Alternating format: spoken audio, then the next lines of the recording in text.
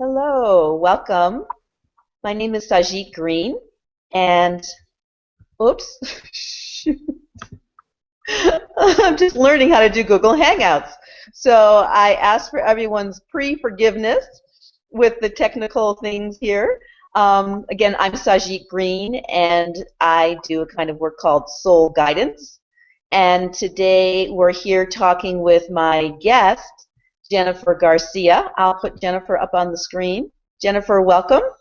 Hello, Jennifer everyone. has Jennifer has her own show called the Spiritual Spectra Talk Show. Jennifer is an intuitive, a psychic, an empath, and actually I think a little bit into this I'll ask you some questions, Jennifer, about those different words and different terms, what they mean, and which labels that you prefer. And we are going to be talking today about developing intuition. One of the tools that I use in my work is a kind of astrology that's a soul-centered astrology. And I love doing things in attunement with the energies, the cosmic energies that are going on. And so right now, today is January 27th, 2015, and the planet Venus just moved into the sign of Pisces today, just this morning. And the planet Venus has to do with how we relate to other people and also what we value, what we appreciate. So with Venus in Pisces, it's a time when our relationships with other people can be very intuitive, when we're much more empathic, we're much more psychically attuned to the people that we're in relationship with, whether those are people that we're in intimate relationship with, or friends, or in business situations, really any kind of relationship. And when we're dealing with this open, empathic, intuitive energy of Pisces, we also need to be discerning about our boundaries and who do we want to be relating with and how do we want to be relating with them. So our topic today is about developing intuition, and Jennifer is an expert in this area. And so I'll be asking Jennifer some questions, not only about how to develop intuition, but also about how she helps people to be more discerning about how to set their boundaries and know when to open up those gates of that empathic Piscean energy and when to close those gates.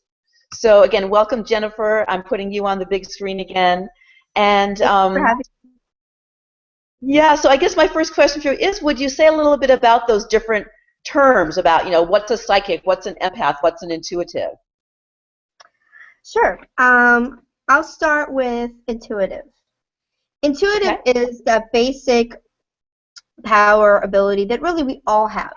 Most people call it their gut feeling. They get a gut feeling that today's just not going to be a good day. Or they meet somebody and they just get this gut feeling that this person, there's something wrong with them. They can't put their finger on it. That's intuition. We all have that. We call it our gut feeling, or sometimes you get a creepy feeling about something, or sometimes you meet somebody and you just connect, and you don't know why you connect with this person, but you do. All of that is our intuition working. So that's working on a higher level, and it's letting us know that, the people that we're dealing with, whether these are people we want to deal with or not, whether these are situations that we should be comfortable or we shouldn't be comfortable. And so everybody has some level of intuition. Not everybody trusts their intuition, but we all have it.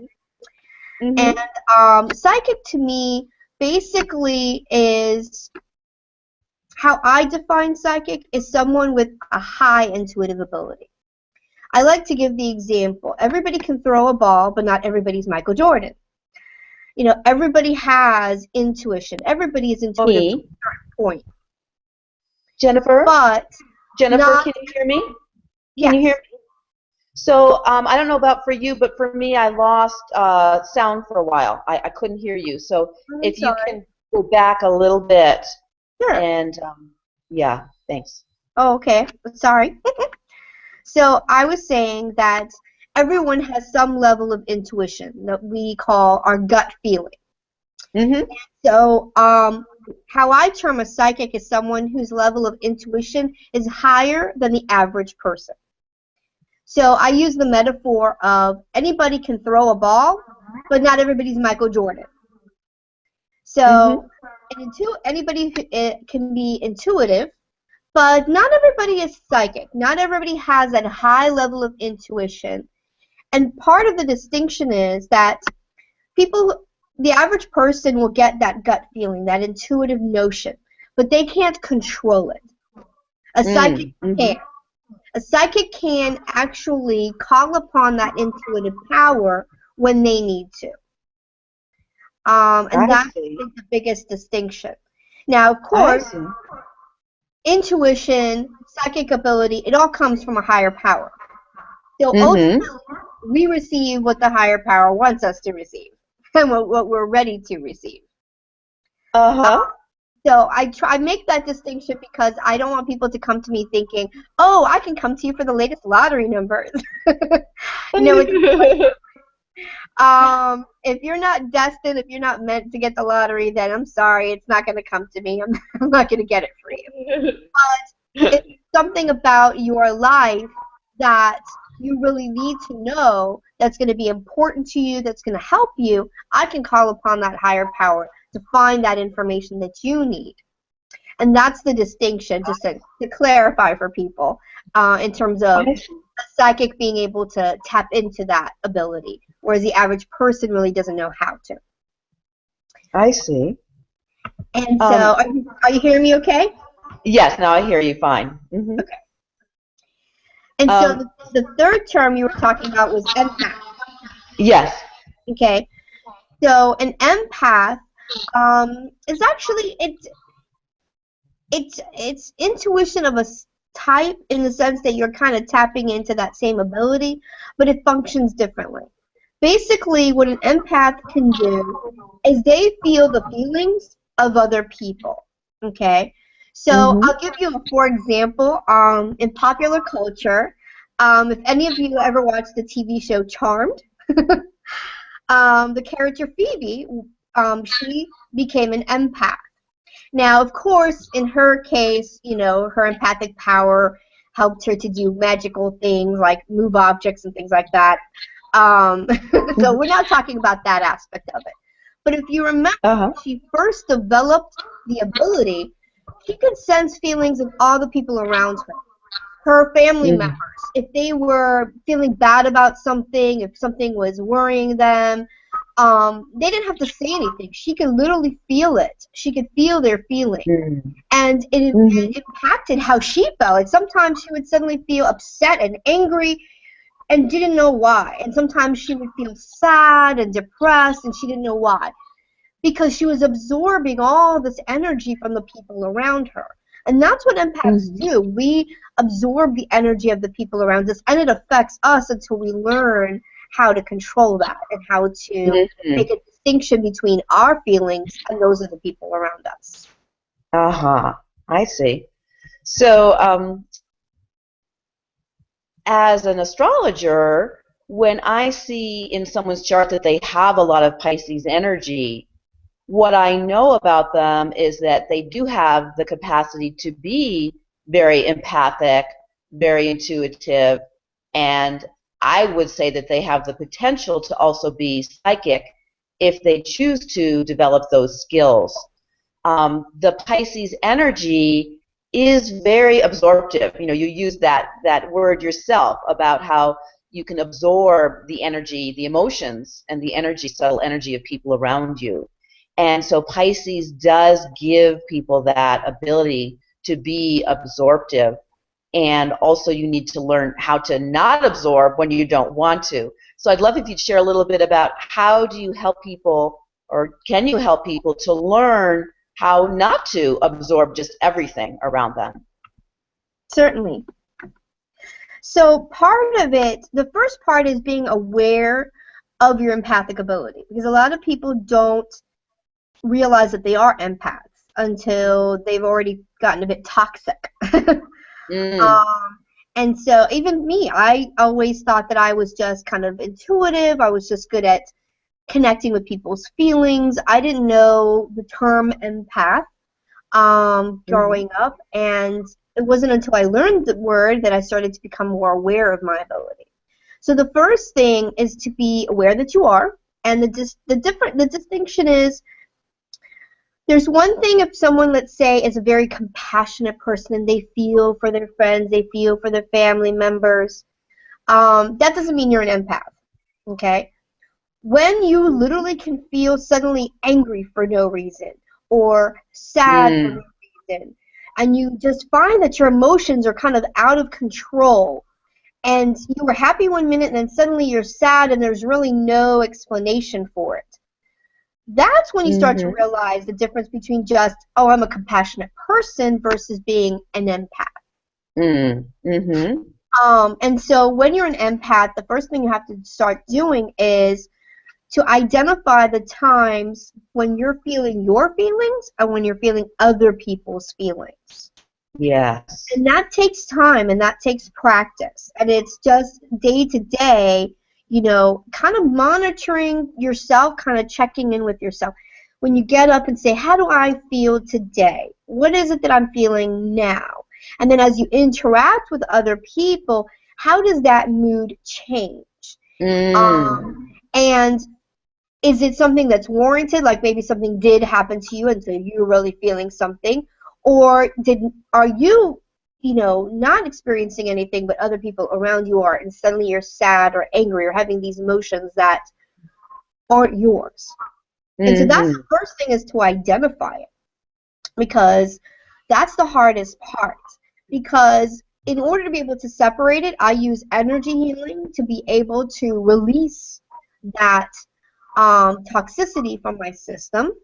And I use also energy healing to protect myself.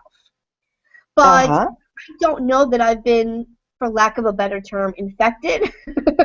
Then I can't heal myself. So if I don't realize, if I'm going along and I'm letting these emotions be absorbed, then, and I'm not really cognizant of that, then I can't do anything about it. So really knowing something about it is the first key. Then I recommend someone learn energy healing as a protective tool, and you do have to do it on a regular basis. So it's not like, oh, I woke up this morning and I cleanse my aura and I, you know, download Light of Protection and I'm good for the rest of the day. It doesn't quite work. Because energies come at a different level. And so it might protect you from smaller level energies, but there might be a higher level energy that you might need a little extra boost from, a little protection from, or a little more healing from. So you can't just say, oh, I'm good for the rest of the day. So you have to be constantly aware. And then the second part of it is, well, actually I should say third part. So the first part is awareness of when you're absorbing the energies. Second, healing them. The third thing is your intellectual response. So you've absorbed somebody's energy and you've healed yourself from it, okay? But mentally, your thought processes have already started to change. You've already gone from positive thoughts to negative thoughts. And so even though you've healed yourself, those negative thoughts are still there. And so at that moment, think to yourself, okay, I need to assess the situation. This is why I'm really angry, and which means I'm really not angry because this has nothing to do with me. So I need to just let it go. So you need to literally change that negative thought that's already been implanted in you into a positive thought and release it. So that, to me, is the third part. So first is awareness, second is healing, and third is releasing the negative thoughts that have been implanted as a result of what you're absorbing. And so, and just so that your audience doesn't get scared about this, you can absorb positive energy. And I'll give you for example, I have a friend of mine who is probably like the most positive person I know. He has this great ability to just stay happy all the time.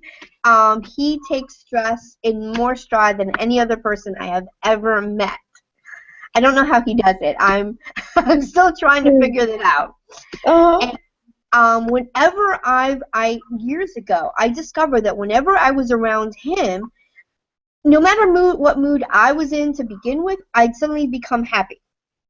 And I noticed it when I had a conversation with him and another friend of mine. She and I were going through the loss of a loved one, And so we were both in a very sad place at that point in times in our lives. And whenever we were with each other, we kind of made each other more sad. And I think it's because I didn't realize at the time, being an empath, that I was constantly absorbing her sadness on top of my sadness, and then I was kind of giving it right back to her.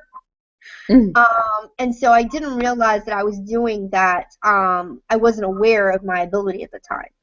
And so one night I was out with her and my other friend, Mr. Happy Friend, and the three of us got chit-chatting, and so somehow the conversation turned about me, and so he was saying, oh, what a positive, happy person I always am.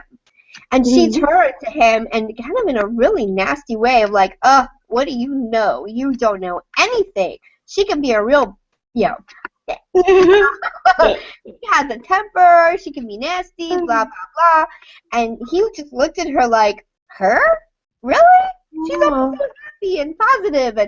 And she's like, well, she's just being fake with you. Wow. And, on the drive home by myself, I got to thinking about what she said, and I knew that I wasn't being fake with him, but it brought up an awareness to me that I really was different when I was around each of them. I wasn't doing it consciously. I wasn't trying to be a fake, but she was right. When I was around her, I was always sad and depressed, and when I was around him, I was happy. And so I got to thinking, well, why is that? And I think without knowing the term empath, I think that's when I started to realize that I was absorbing their energy. When I was with her, she was sad. I was already sad, so she just made me sadder. But when I was with him, his emotions are always on an even keel and usually happy and positive. And I was absorbing all of that great, happy, positive energy, and it made me happy. And so that's when I first started to realize that I had this ability. I didn't even know what to call it back then. And so I started to distance myself from my sad friend for a while, because clearly I was not only was she helping me, but I wasn't helping her either, because I was making her worse. The more she was around me, the more sad and depressed she seemed to become. And so I kind of distanced myself from her for a while, because I didn't know how to control it or how to do anything about it. So I just, I kind of spent less time with her. And so I tried after that, whenever I was around my happy friend, I tried to monitor my feelings and try to be like, okay, I'm feeling kind of so today, not in a good groove. And then I'd be with him and be like suddenly like happy and positive, and I'm like, yeah, okay, I'm definitely absorbing his happy energy because I didn't come in that way, but I'm leaving that way. And so you can absorb happy, positive energy. It's not just absorbing the bad. So if you're around somebody that's happy and positive, you definitely, as an empath, can absorb that energy, and it can make you feel good. And so I realized that's when I really started to discover my ability. I just didn't know what it was. I couldn't define it. I couldn't explain it. All I knew was, okay, clearly I absorb the energy of other people, so I need to distance myself from negative people and surround myself with positive people. And that's about the best that I could figure out that I can do with it. So that was very helpful. And I think of Pisces as being like a sponge. So that's really what you've been describing, is that ability to just kind of like suck up, the energy and the feelings from other people around you. And, when you're cleaning the house with a sponge, you also need to squeeze that sponge out. So it sounds like that's maybe a metaphor or a symbolic way of talking about what you were saying about how, if you notice that, you were feeling one way, and then when you've been interacting with this person or with a group of people, suddenly you're feeling differently, then you've sucked up their energy and their feelings, and that you need to squeeze that out. That maybe that's that process of what you called the healing, or maybe you could also call it clearing the energy that you've absorbed. So I'm also wondering, once someone is able to have that awareness and be discerning about, is this my energy, is this my feelings or someone else's, and then be able to heal or clear what they've absorbed that's not theirs, and also clear out the thoughts, that came in with those emotions. What would you say would be kind of the first steps for helping someone to strengthen their or develop their intuition or even their psychic abilities? Certainly. So do you mean for empaths, or do you mean specifically for people that are psychic, or a little bit of both? A little both. Okay. I think the key thing, in addition to awareness of your ability, be it a more intuitive psychic or more empathic, is part of it is being able to summon it when you need it. Okay? Mm-hmm. And so part of that is taking time to yourself to be quiet, to be away from the noise of the world around you, to be calm. And some people say meditate. I'm not saying that you necessarily have to meditate. I think people think that you have to get into your little pose and cross your legs and then om and I can tell you that's never worked for me. That's not how I meditate. And so it's different for different people. But you do need to get away from the chaos and the noise. And you do need to allow yourself to be quiet in the mind and to allow yourself to receive that energy. And so you need to do whatever is best for you. Some people like to walk, take a quiet walk in nature. And some people like to just, find a quiet space and just sit and just be calm and sit with their thoughts. So whatever works for the person. But you need to take time to connect with that higher power and allow that higher power to come through for you. And for each person, I feel like it's a little bit different. Like, for example, with you talked about, for you, astrology is your way of connecting with your intuitive ability. For me, it's the tarot. For other people, it's runes. Okay. Some people, it's crystals. Okay. And then there's some people who don't need anything at all, and they just sit quietly and absorb the intuitive energy that's around them. And so I think to me it's a very personal thing. I think a lot of times when I see things online and people are like, oh, this is the one right way to do this. I still disagree with that on fundamental level. I don't think there's a right way to do anything. I think what's right for you. Yeah. I really think it's very personal. And so a person needs to see, what do they connect with? What do they feel most drawn to instinctually? And go with that. And trust that don't say, oh, someone said, I got to do numerology, I got to do crystals, I got to do this, I got to do that. What's right for you? Which one are you drawn to? What are you most drawn to? What do you feel most connected to? If just walking in nature does it for you, then that's all you need. And so you need to take that time to really allow your intuition to clear away the thoughts of the everyday and allow that higher power to communicate through you. And they're going to communicate in the way that they choose best. And as you do that more and more, you'll just start to become more aware of your surroundings, of the people around you, and the things that you're picking up. With an empath, I would say the challenge with an empath is a little bit different than with like someone who's just developing intuitive or psychic abilities. And the reason I say that is because it's a slightly different ability. And so with an empath, you also have to be aware of the fact that, to me, there's a privacy. I don't want to feel the feelings of the people around me.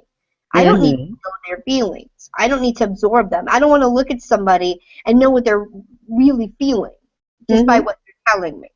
And so you need to kind of block that. And so you need to consciously, if you start feeling something, if you're talking to somebody and you start feeling something, then, you may not be able to kind of heal yourself at the moment because it might be, like, not comfortable to do it. But I would say first physically distance yourself from the person a little bit. If you start feeling that feeling, take a step back from the person. You know, see if you can separate yourself temporarily from the conversation. Mm-hmm. And then you can always come back to that person, but take a moment to separate. Mm-hmm. You know, and because you're starting to absorb that energy, and just Mm-hmm. you know, and part of it's just becoming for an empath. It's really becoming aware on a regular basis. It's a lot different Mm-hmm. than a psychic. With a psychic and intuitive, it's more about you and yourself in person taking time. With an empath, it's really being aware of how you are with the people around you because that I ability see. is different. So it's really Mm-hmm. about every time you're around people, being aware. And obviously you can't be aware 24/7, you know. But Mm-hmm. I would say once you start, I would say take a period of time of maybe 2 or 3 weeks where you're forcing yourself to be aware of the people around you all the time, constantly. What they're saying to you, what you're absorbing, what you're feeling. I did this for actually a few months where I was like constantly vigilant. And it's kind of annoying at first to be constantly vigilant, but I did. And when I started to do that, eventually I didn't have to be constantly vigilant. It started to become almost like a habit. Kind of like when driving a car, when you first drive a car, you have to be super vigilant, you know? You're like looking in the rear view mirror and setting your little things on the side and looking at the road and you're just kind of panicked at all the different things that you got to be paying attention to, Mm-hmm. right? Yeah. and and it's like overwhelming at first. But eventually you get to a point where it's automatic. You look on the side rear view mirror, you look on the other mirror, you look in the road, and you're not thinking about it. It's just you're doing it. It's automatic.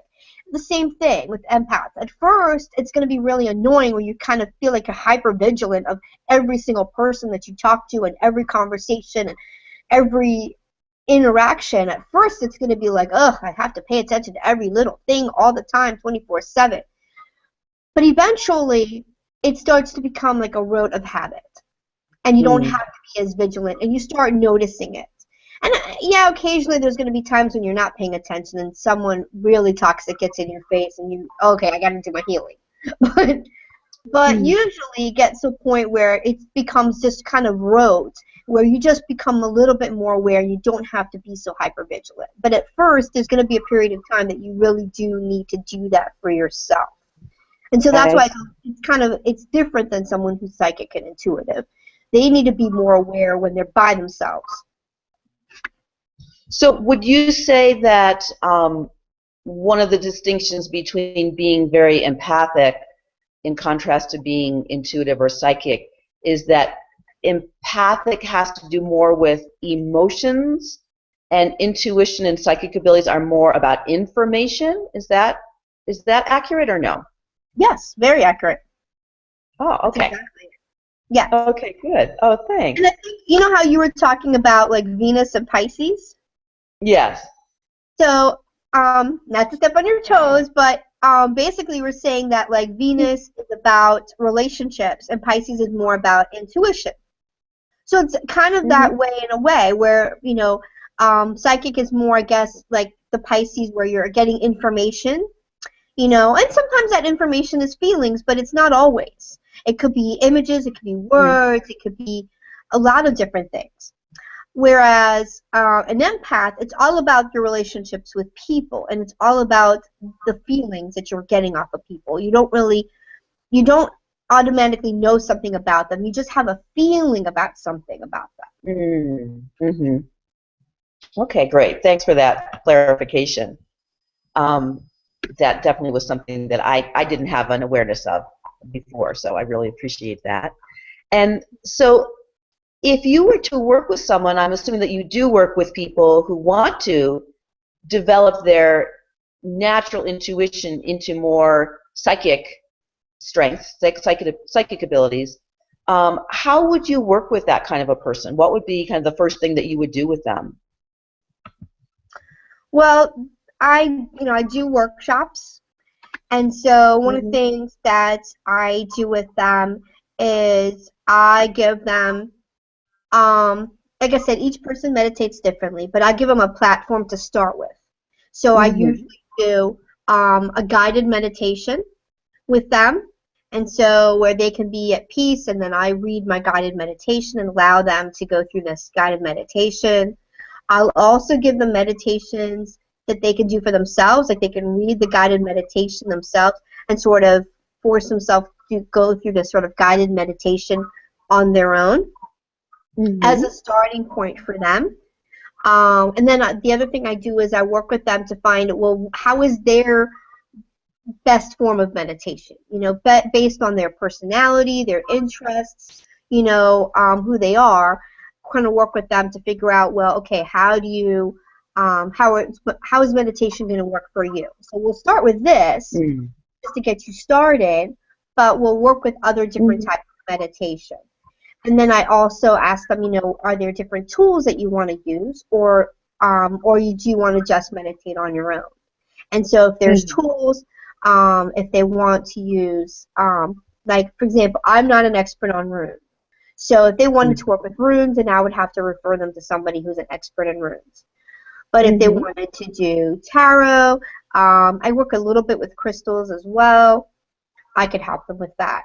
And so part of it is getting them started, okay, and then also empowering them to then continue that journey on their own. I see.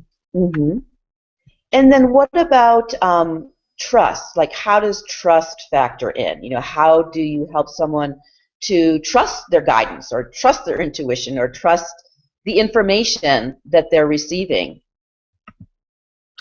Well, what I do with a person is, because it's so easy not to trust yourself. I mean, even when you get a gut feeling about something, sometimes you don't trust it and you do what you thought about doing anyway. And so what I get them to do in terms of developing that trust is getting them basically to prove to themselves that the intuition works. So I get them to basically think of something that they want information about, some area of their life that they want information about.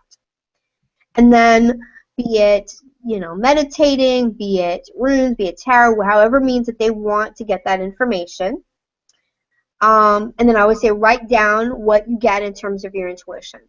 And then give yourself time to see that come true. And when you see what you wrote down come true, then you know that it's true. We as human beings, we like proof. We like concrete evidence. Yeah. And I think that one of the things that people talk about when they think about psychics, and they're like, well, there's no proof. Well, actually, that's not true. I've had quite a few clients who come back to me and said that exactly what you said was going to happen happened. That's proof right there. And so you need to just prove it to yourself. You need to write down every time. I always keep a journal. And so now I don't write down every little thing that comes to me, because if not, I'd be writing 24/7. But I write down the important things.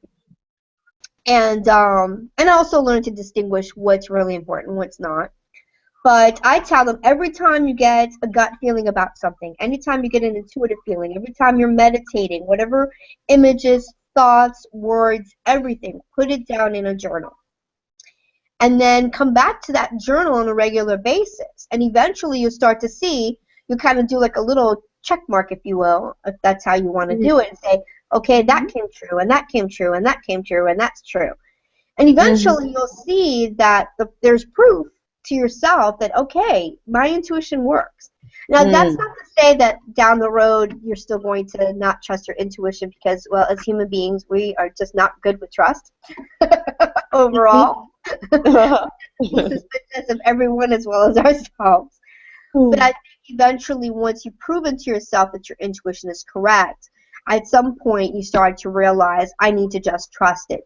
Even if at that moment it doesn't make any sense to you, even at that moment it even seems illogical to you, you learn that you've got to trust it, because the information you're getting is accurate information.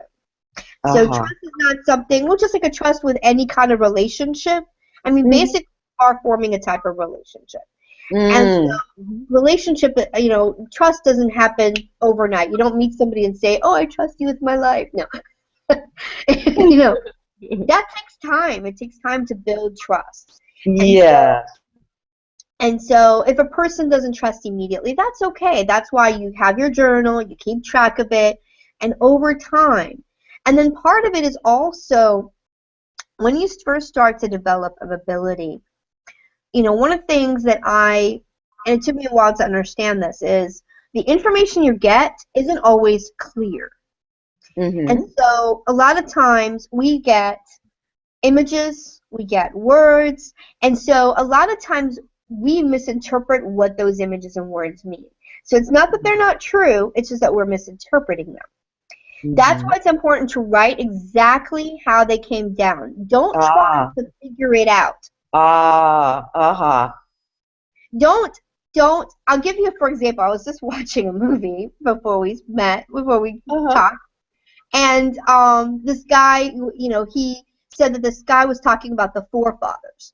So when he related that information to somebody else, he changed the word from forefathers to ancestors. Mm.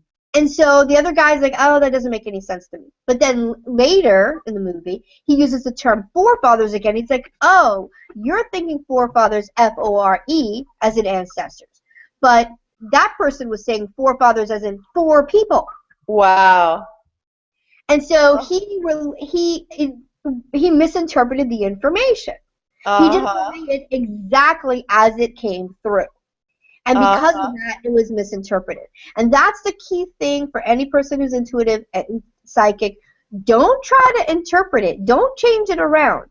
Exactly as it comes through is how you need to write it down. Every word, every image, everything you see, don't try to interpret it. Don't try to make sense of it.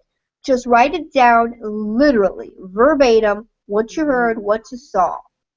Because sometime down Mm. the road, when you go back, that will make sense to you. It may not make sense today, but it might in the future. Uh-huh. Uh-huh. That sounds really like an important point there. And I I think I just want to ask you one more question, which is that many years ago, the first time that I read the Seth material, I don't know if you're familiar with the Seth material, which is from back in the 70s, I think is when she channeled it. Seth is a non-physical teacher. And the first time I read some Seth, the very next day I started channeling myself. It just kind of happened. It just started, like the ability just opened up for me after reading this other channeled material. And I wasn't quite sure what was happening, and I was a little bit nervous about could I trust the information that was coming. And so I Googled for information about channeling. And one of the things that I read at the time, which I have believed to be true, and I just want to run it by you, is that what I was reading said that if the information you're getting evokes fear in you, then that's not really information to listen to. If the information is like loving, then you can trust and open to that. Would you agree with that? Hmm. Yes and no. I'm not familiar with that particular. I guess it's before my time, or so I'm not really familiar with it. I think I don't know. Fear is kind of a very broad word. I think what Mm, they're trying to say is it goes about how you feel about it in your person. Because it could be that the information that they're presenting to you is a warning, and so maybe it's something that you mm, should be cautious of. So I mm-hmm, don't want a person to think, well, okay, if it's bad news, then clearly it's not going to happen. Well, that's not necessarily the case. mm, So I think mm-hmm, I would make the distinction, it's about how it makes you feel.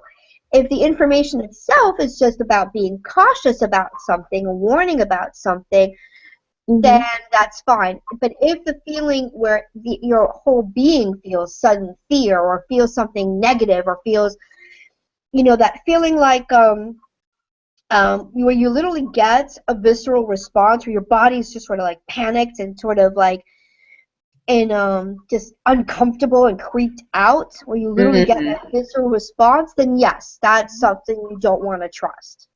So if you're Uh-huh. getting some type of physical, visceral, response where your Mm. body's in a state of panic, then yes, you're right. That is negative. You want to distance yourself from it. Okay? But Uh-huh. if the feelings that you're feeling are neutral, you're not panicked, you're just feeling neutral, but the information is something to be concerned about, then it could just be Mm-hmm. a warning. So I I would just see. make the distinction. It's how you literally, physically, your whole Mm. body feels. Because when you're Mm-hmm. afraid, your body feels it. Yeah. Your stomach tightens up, your throat tightens up, you feel tingly around yourself. Your shoulders immediately kind of move forward because you want to sort of Mm-hmm. hold yourself. Mm-hmm. So when you get those physical responses, then yes, that's negative. You want to stay away from it.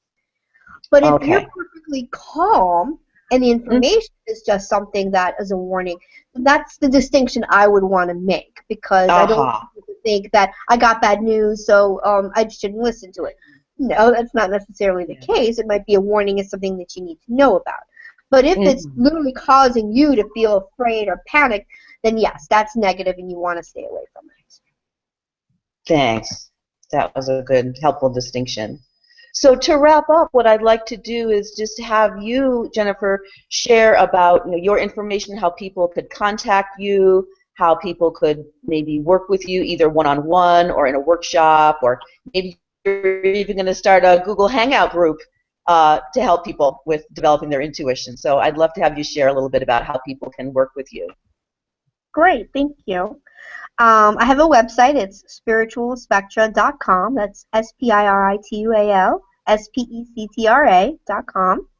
And you can reach me by email, info@spiritualspectra.com. I also have a toll-free phone number. That's 888-934-3642. And so I'm also on Facebook and Twitter and LinkedIn and Pinterest and Google Plus.